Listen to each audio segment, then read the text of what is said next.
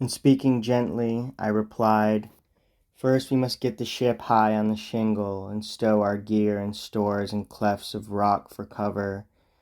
Then come follow me to see your shipmates in the magic house of Circe, eating and drinking, endlessly regaled." They turned back as commanded to this work. Only one lagged and tried to hold the others. Eurylochus it was who blurted out, "Where now, poor remnants? Is it devil's work you long for? Will you go to Circe's hall? Swine, wolves, and lions she will make us all, beasts of her courtyard, bound by her enchantment. Remember those the Cyclops held. Remember shipmates who made that visit with Odysseus, the daring man. They died for his foolishness." When I heard this, I had a mind to draw the blade that swung against my side and chop him, bowling his head upon the ground. Kinsman or no kinsman, close to me though he was, but others came between, saying, to stop me, "Prince, we can leave him, if you say the word.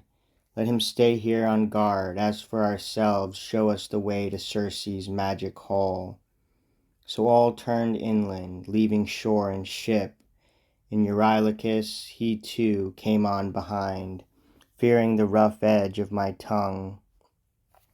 Meanwhile at Circe's hands the rest were gently bathed, anointed with sweet oil, and dressed afresh in tunics and new cloaks with fleecy linings.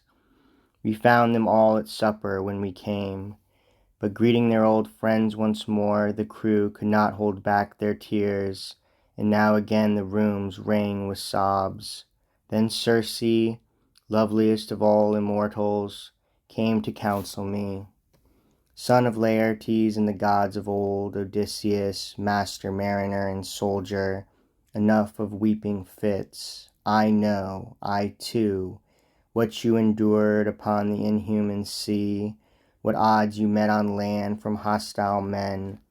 Remain with me and share my meat and wine.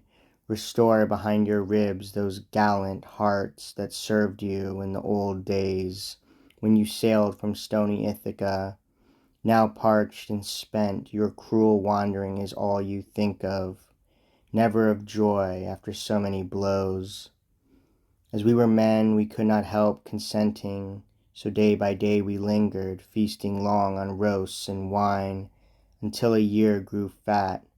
But when the passing months and wheeling seasons brought the long summery days, the pause of summer, my shipmates one day summoned me and said, "Captain, shake off this trance, and think of home, if home indeed awaits us, if we shall ever see your own well-timbered hall on Ithaca." They made me feel a pang, and I agreed. That day and all day long, from dawn to sundown, we feasted on roast meat and ruddy wine, and after sunset, when the dusk came on, my men slept in the shadowy hall, but I went through the dark to Circe's flawless bed, and took the goddess's knees in supplication, urging as she bent to hear, "O Circe, now you must keep your promise. It is time. Help me make sail for home. Day after day my longing quickens, and my company give me no peace, but wear my heart away, pleading, when you are not at hand to hear." The loveliest of goddesses replied, "Son of Laertes and the gods of old, Odysseus, master mariner and soldier, you shall not stay here longer against your will, but home you may not go unless you take a strange way round and come to the cold homes of death and pale Persephone.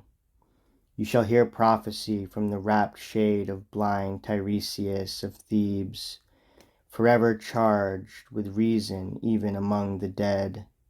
To him alone of all the flitting ghosts Persephone has given a mind undarkened." At this I felt a weight like stone within me, and moaning pressed my length against the bed, with no desire to see the daylight more. But when I had wept and tossed and had my fill of this despair, at last I answered her, Circe, who pilots me upon this journey, no man has ever sailed to the land of death.